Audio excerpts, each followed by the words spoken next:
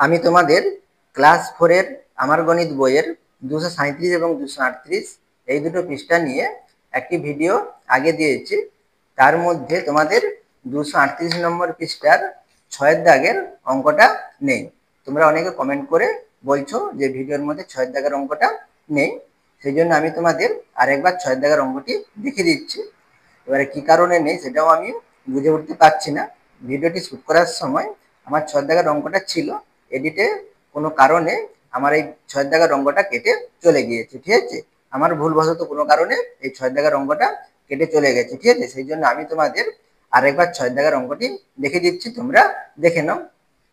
এখানে দেখো তোমাদের যোগ চিহ্নের মতো একটি কি চিত্র আঁকা রয়েছে। চারপাশে তোমাদের কি কি সংখ্যা দেওয়া রয়েছে, 7, 9, 6, 2, আর মধ্যিখানে কত আছে 40। আর পাশের ছবিটিতে দেখো চারপাশে কি আছে 6, 8, 9, 3, আর এখানে মধ্যিখানে 54, আর এখানে কি আছে 7, 12, 5, 7 রয়েছে। তাহলে এখানে আমাদের কি বের করতে হবে, মধ্যিখানের সংখ্যাটা নির্ণয় করতে হবে। তাহলে এখানে আমরা এই চারপাশের এই সংখ্যাগুলো দিয়ে আমাদের কত নিয়ে আসতে হবে, এই মধ্যিখানের সংখ্যা, অর্থাৎ এখানে আমাদের 40 নিয়ে আসতে হবে। তাহলে আমরা কিভাবে নিয়ে আসতে পারি দেখো। তাহলে এখানে আমরা 9 এর সঙ্গে 2 গুণ করলে কত হবে, 9 দুগুণে কত 18। তাহলে এখানে 7 এর সঙ্গে 6 গুণ করলে কত 742। তাহলে এখানে দেখো আমাদের 40 হচ্ছে না। তাহলে এখানে আমাদের কত হচ্ছে 742, আর 9 দুগুণে 18। তাহলে 42 আর 18 যোগ করলে 40 হবে না, এবং কি বিয়োগ করলেও আমাদের 40 হবে না। আর এখানে দেখো 6 2 কত 12, আর 7 লং কত 63। তাহলে এখানে আমাদের 63 হচ্ছে, আর এখানে 6 2 কত 12 হচ্ছে। তাহলে 63 থেকে 12 বিয়োগ করলে কত 40 হবে না, এবং কি যোগ করলেও আমাদের 40 হবে না।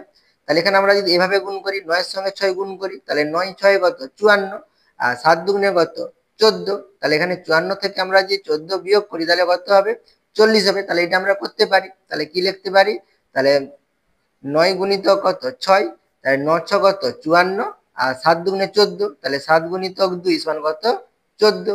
তাহলে 54 থেকে 14 বিয়োগ করলে কত হয়, তাহলে 0, তাহলে 4, তাহলে কত দেখো 40 হয়েছে। তাহলে এখানে আমরা এভাবে এটা দেখে নেব এই মধ্যিখানের সংখ্যাটি আছে কিনা। তাহলে এখানে আমাদের কত আছে 54 আছে। তাহলে 8 এর সঙ্গে 9 গুণ করব, তাহলে 8 গুণিতক 9, তাহলে 8 লং কত 72।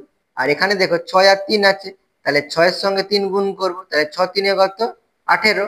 তাহলে এখানে আমাদের 72 থেকে যদি 18 বিয়োগ করি তাহলে কত হবে, তাহলে এক ধার করলে 12, 8 4 12, আর এখানে তাহলে কত থাকবে, এক ধার করে নি 6 থাকবে। তাহলে 6 থেকে 1 বিয়োগ করলে কত হবে 5 হবে, 54 হচ্ছে। তাহলে এখানে দেখো আমাদের 54 রয়েছে। তাহলে এখানে আমরা এই নিয়মেই আমরা এইটা বের করতে পারি। তাহলে এখানে আমরা প্রথমে কি করবো, 12 এর সঙ্গে 5 গুণ করব, তাহলে 12 গুণিতক 5, তাহলে 12 5 কত 60।